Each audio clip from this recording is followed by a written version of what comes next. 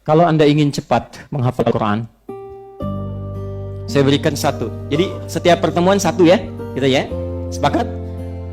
Baik. Yang sekarang kita ambil tentang bagaimana mengatasi keterlambatan dalam hafalan. Pernah merasakan ini enggak?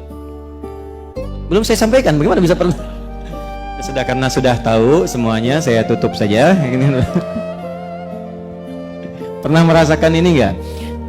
Ya, waktu menghafal orang lain cepat, ini kok saya satu ayat lama gitu, ya kan? Padahal udah diulang-ulang gitu kan? Ulang. Orang lain 10 menit apa, saya sehari belum hafal gitu. Bukan saya, ada yang belum hafal gitu kan sehari. Ada pernah begitu?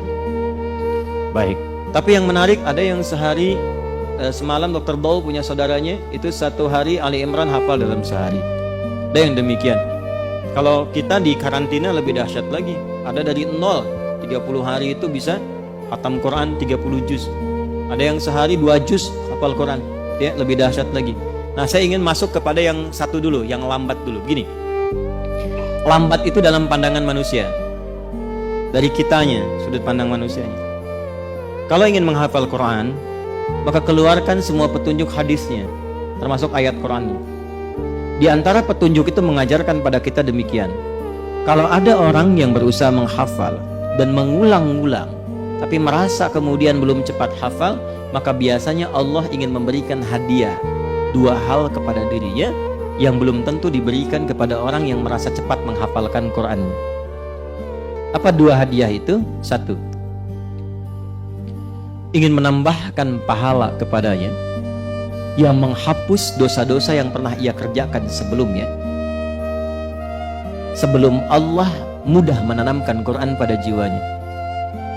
Kadang begini, ada orang yang selama ini sibuk terus pengen menghafal, ya kan?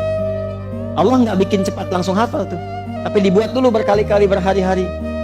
Nah, itu jadikan cara melihatnya begini, kamu kemana aja selama ini, ya kan? Boleh jadi ada kesalahan-kesalahan yang pernah dikerjakan, kekurangan-kekurangan yang pernah dilakukan. Nah, masih ingat bukankah satu hurufnya 10 kebaikan? Kalau orang baca Dzalikal kitabu la raiba fihi hudal lil muttaqin, sekali baca hafal selesai, cuman dapat sekian huruf kalikan. Tapi bagi Anda yang mengulang dzalikal kitabu, dzalikal kitabu, dzalikal kitabu, berapa banyak pahalanya? La raiba fi, la raiba fi. Jadi singkatnya, kalau ada ayat yang sedang Anda hafalkan, merasa kurang cepat dihafalkan, boleh jadi bukan karena kurang cepatnya, karena inginnya Allah melimpahkan pahala dulu pada Anda sebelum memudahkan Anda menghafalnya. Jelas? Karena itu saya sarankan, sebelum menghafal Quran, niatkan pula ibadah ini di antara pahalanya untuk mengalir kepada orang tua kita. Sehingga ketika kita mulai menghafalkannya, kita menikmatinya. Walaupun terasa agak lambat, pahala banyak mengalir. Mungkin yang diinginkan oleh Allah, cahaya itu mengalir pada orang tua yang telah meninggalkan kita dulu. Paham?